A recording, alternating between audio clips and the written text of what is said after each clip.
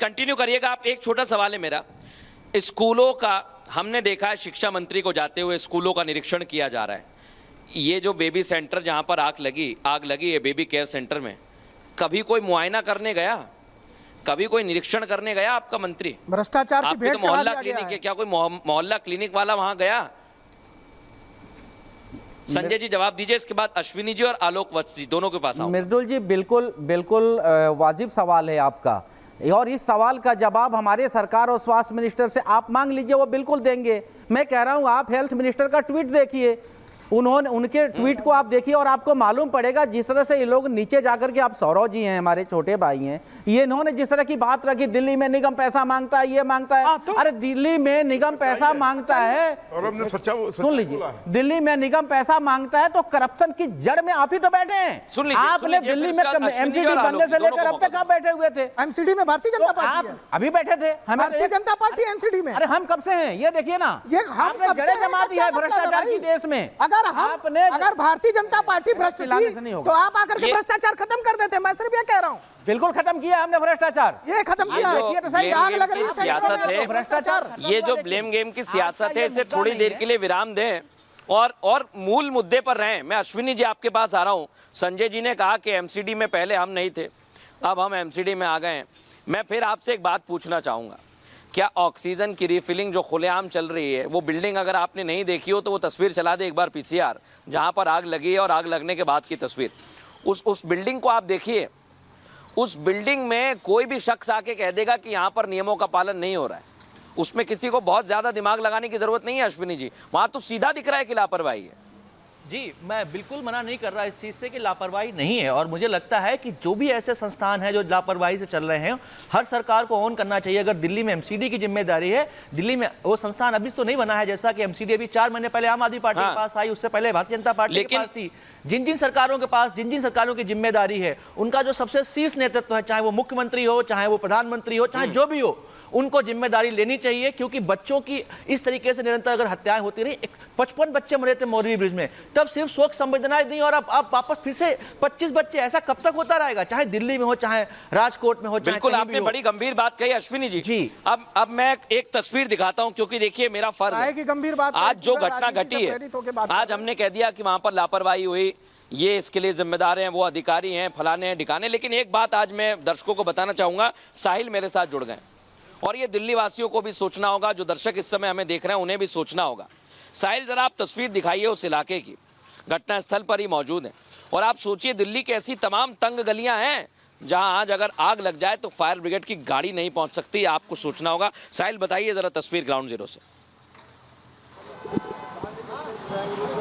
देखिए मैं तस्वीर दिखाना चाहूँगा, यही वो केयर सेंटर हॉस्पिटल है जहाँ पे रात के समय आग लगी थी, लेकिन इस हादसे में 7 मासूम बच्चों की जो जान है वो चली गई है, 5 बच्चे अस्पताल में भर्ती है। लेकिन ऐसे हादसे जो हैं राजधानी के अंदर कई देखने को मिलते हैं, लेकिन इसका जिम्मेदार कौन है वो अभी भी फिलहाल सवाल बना है। कि जिस समय जब इसको ऑपरेट किया होता है, इसको बनाया जा रहा होता है, उस समय कोई भी अधिकारी सामने नहीं आता, लेकिन जब ऐसे हादसे राजधानी दिल्ली में होते तो उसके तमाम जो राजनीति पार्टियाँ हैं वो एक्टिव हो जाती है और अपना जो पक्ष है वो रखना शुरू हो जाती है। लेकिन जिन 7 मासूम बच्चों की जान गई है, उनका जिम्मेदार आखिरकार कौन होगा? क्योंकि वो 7 बच्चों के जो परिवार वाले हैं वो सुबह से यहाँ पे भटक रहे हैं, उनको अभी तक ये पता नहीं चल पाया कि उनके बच्चों की बॉडी जो है वो कहाँ पर है। ना ही हॉस्पिटल से उनको फ़ोन किया गया कि यहाँ पे आग लगी है, आप अपने बच्चों को आके ले जाएं, ऐसी कोई जानकारी नहीं दी गई। लेकिन जब मीडिया में खबर वायरल होती है तो उसके बाद ही परिवार वाले यहाँ पर आते हैं, कभी पुलिस के सामने पहुँचते हैं, तो कभी मीडिया के सामने आते हैं, तो कभी GTB हॉस्पिटल पहुँचते हैं। लेकिन अभी भी कुछ ऐसे परिवार हैं जिनके जो बच्चे हैं वो अभी तक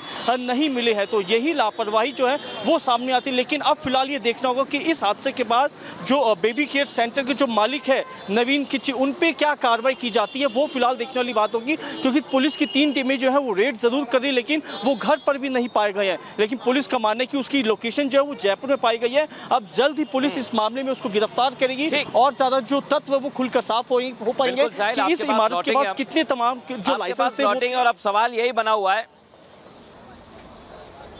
जी, बिल्कुल साहिल आपके पास लौटेंगे हम। सबसे बड़ा सवाल तो यही है कि कितने गुनहगार हैं और उन पर कार्रवाई कब की जाएगी। आलोक जी मैं आपके पास आ रहा हूं, क्योंकि हम गुजरात में गुनहगार बता देते हैं, गुजरात में तो कार्रवाई भी हुई है। दिल्ली की जो घटना है और जो संजय जी आरोप लगा रहे हैं कि यहाँ पर इस तरह से देखिए गोल गोल मृदुल जी, घुमाया जाता है कि व्यवस्थाएं देखिए ठीक तरह से मृदुल जी, चली नहीं पाती आलोक जी।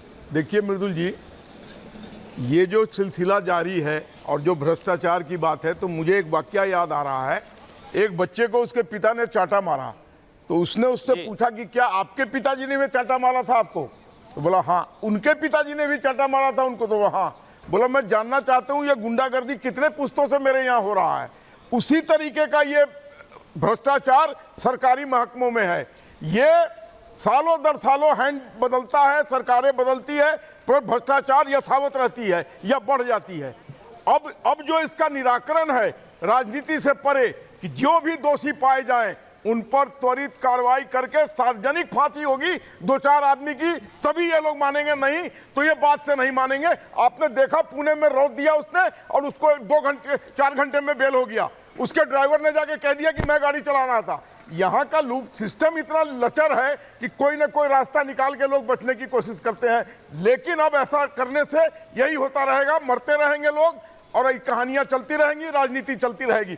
नहीं, त्वरित कार्रवाई कीजिए। बिल्कुल सर, आपने जो बात कही आलोक जी, इस पर ये कहानियां चलती रहेंगी, हादसे होते रहेंगे, लेकिन एक बार मैं अश्विनी जी आपके पास आ रहा हूं। और अश्विनी जी, मेरा सवाल आपसे यही है, क्योंकि जिस तरह से घटनाएं घट रही हैं निरंतर, हम साल दर साल इस तरह की घटनाएं देखते आ रहे हैं। आपसे नैतिकता की बात करिए आलोक जी, नैतिकता की बात मत करिए। मेरा खुद जेल से रह करके सरकार चलाने वाले लोग, होती है, जेल से रह आपको करके क्या सरकार लगता चलाने है वाले लोग, कोई मामूली बात है कि प्रशासन ने छोड़ दिया? जेल से कांग्रेस की नॉलेज हो रही है, पहले से हो रही है।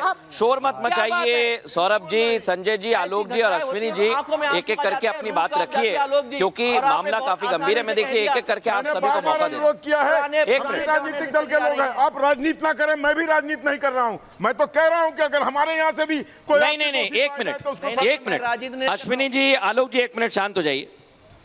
आलोक जी, एक मिनट शांत हो जाइए। संजय जी 1 सेकंड रुक जाइए। अश्विनी जी से एक सवाल है, इसके बाद मैं सौरभ जी और संजय जी आप दोनों के पास आऊंगा।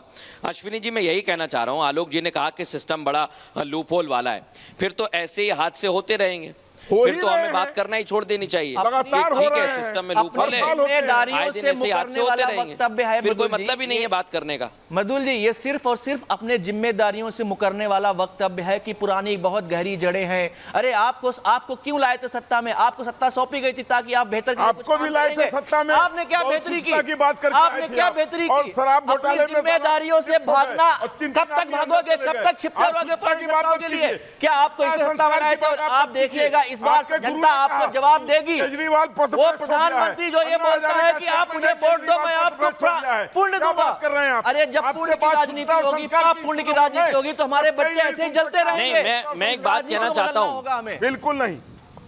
1 मिनट अश्विनी जी और आलोक जी, अश्विनी जी, आलोक जी, संजय जी, मैं एक बात कहना चाहता हूं। सौरभ आपके पास आ रहा हूं, क्योंकि ये कहा जा रहा है कि बहुत पुरानी जड़ें हैं, कहा जा रहा है कि आप